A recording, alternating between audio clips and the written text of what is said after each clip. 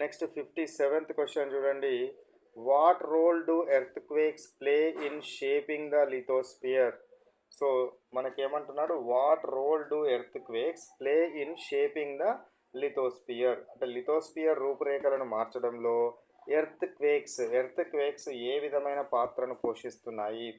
So, ఏంటిది మనకు, they cause sudden movement and fracturing of the crust producing faults and changing land forms.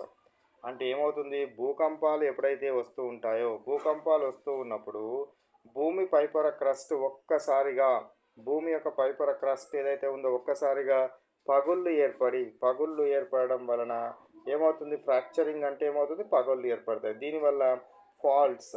So faults అంటే ఏంటంటే భ్రంశాలు, faults మరియు భూస్వరూపాలు, land forms అనేది ఏర్పడడం జరుగుతుంది. ల్యాండ్ ఫామ్స్ అనేది ఏర్పడడం జరుగుతుంది. అంటే పాత భూస్వరూపాలు మార్పు చెందడము జరుగుతుంది అనే విషయాన్ని గుర్తుంచుకోవాలి. Next question 58 question. What is volcanic activity and how does it shape land forms? So volcanic activity అంటే ఏంటిది, వాల్కోనిక్ ప్రక్రియ అంటే ఏమిటి, ఇది భూస్వరూపాలను ఎలా మారుస్తుంది, ల్యాండ్ ఫామ్స్ని ఎలా మారుస్తుంది?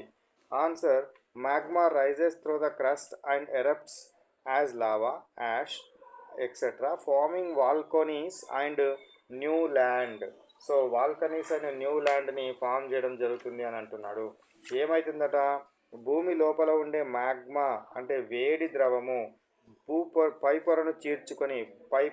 క్రస్ట్ పొరను చీల్చుకొని మనకేమొస్తుంది, బయటకు వెదజల్లడం జరుగుతుంది. లావాను మరియు బూడిదను బయటకు తీసుకొని వచ్చి వెదజల్లడము జరుగుతుంది. ఇది చల్లబడిన తర్వాత కొత్త పర్వతాలు లేదా పీఠభూములు ఏర్పడడం జరుగుతుంది. ఆ కొత్త పర్వతాలు లేదా పీఠభూములను forming of volcanoes and new land forms అని అనడము జరుగుతుంది. కొత్త భూభాగాలను సృష్టించడం జరుగుతుందని మనం గుర్తుంచుకోవాలి. నెక్స్ట్ క్వశ్చన్ 59 క్వశ్చన్ చూడండి. వాట్ ఈజ్ ప్లేట్ బౌండరీ అంటే ఏంటిది, పలక సరిహద్దు. ప్లేట్ బౌండరీ అంటే ఏంటిది? A region where two tectonic plates meet and interact.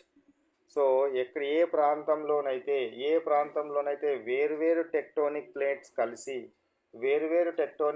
కలిసి ఒక మనకేం ఏర్పడాలి, ఒక చర్య జరుపుకునే ప్లేస్ ఏదైతే ఉంటుందో ఆ ప్లేస్ను, ఇంటరాక్ట్ అయ్యే ప్లేస్ ఏదైతే ఉంటుందో ఆ ప్లేస్ని ఏమనడం జరుగుతుంది, మనము ఏమంటారు, ప్లేట్ బౌండరీ అనడం జరుగుతుంది. ఈ